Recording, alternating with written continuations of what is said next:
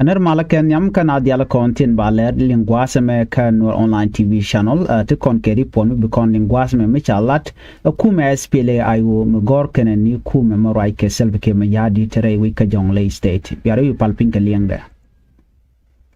anda mandune shan kwas nyem la non raisni en walle chanka walbang wan ka pay baro ron kin dangro wi di jandangro wi di bakel bana report me bana jeling ka do badan en cheben ka je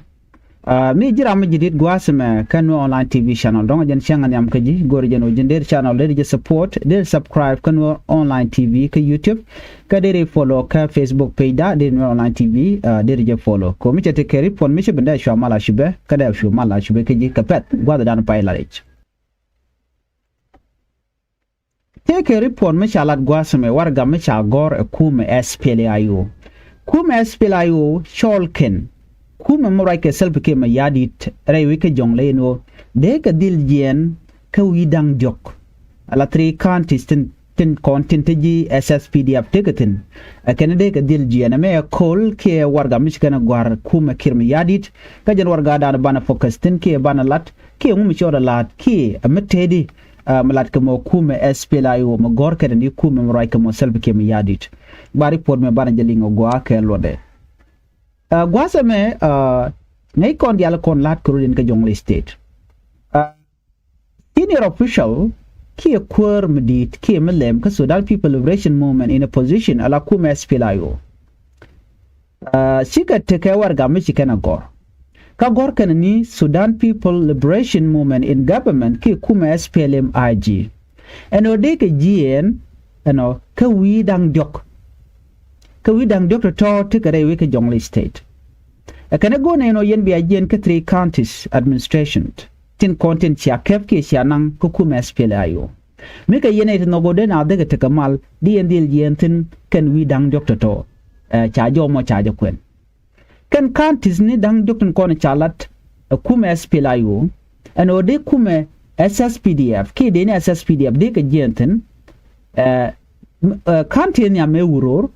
kanti rewde e nyirol kanti diodina akobo waken widang jokoti akobo nyirol ke wuror de kume morwaike selfke me yadit de ka del jientenen wenamo ke jodan chala de kume SPLAIO cha charmi chikreme cha jitu ke cha warga cha jogor mi cha warga cha goro ke changwal badaka pay baro ron kin dangro jen dangro wid bakel cha jogor kume SPLM SPLAIG ano ram gore tun ma kwe retlip jaram dana gore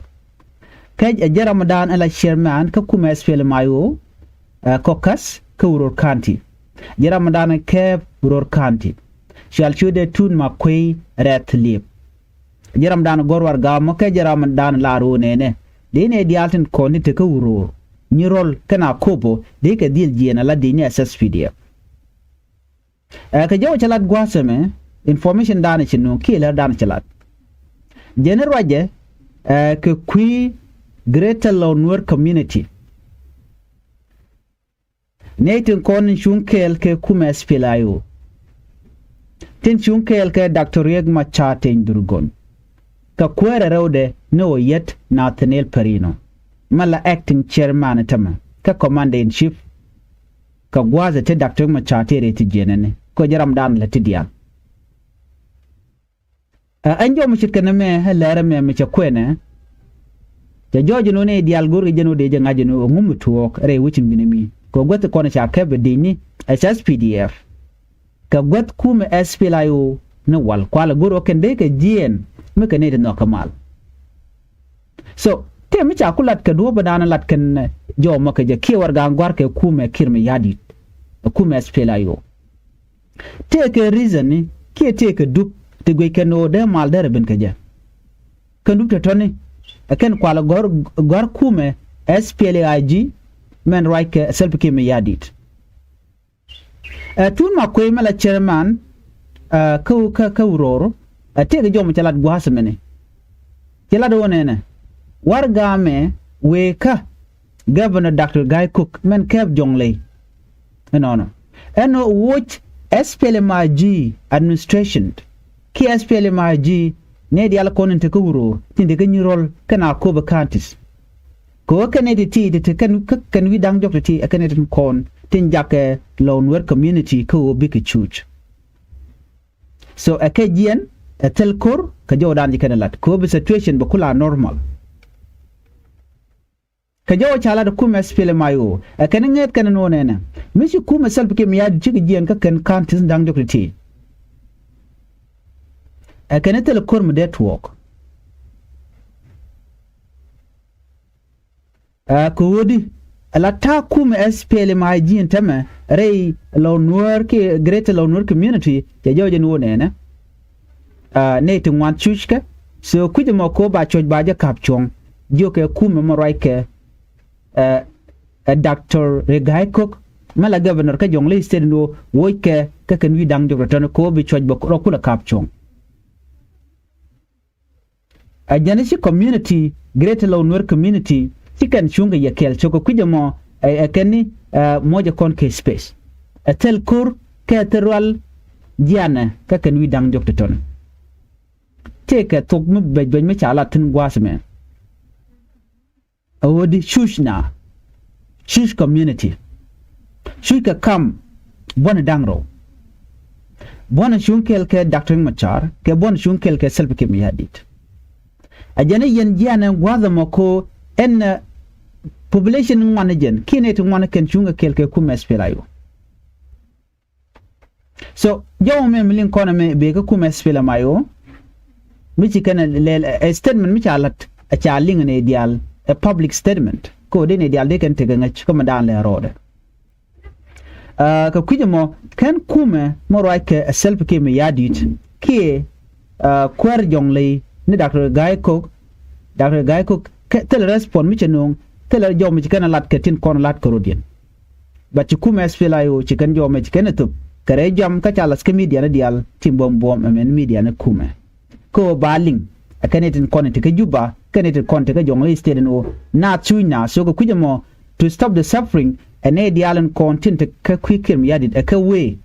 de ka we bor ke de ka we gwaradien na mo demand mi chatup kuma spela yo ne ko la kwaran winimi gwada me shi kuma SPL yo shi kan kuma SSPDF shi kana gwain ka gwain mi dit SPL ma yo kala do nena kana government soldier ki de ni tilan ne self kem yadit jetika gotun wanti shi kan community shi kan ga yar kaje ka kan kantin dang do tin man yam awana kana point den awa dom kan man kan panken awa wankan dul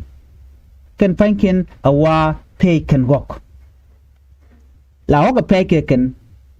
wana mo shi chung